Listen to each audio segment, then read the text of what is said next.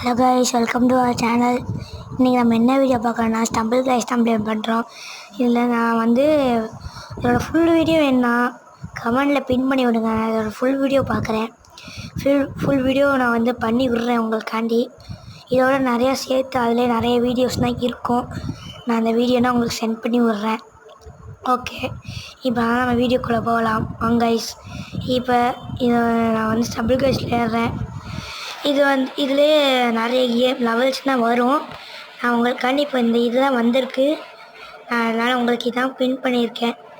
Next வேறு நிறையா video இருக்குது, நிறைய லெவல்ஸ்லாம் இருக்குது.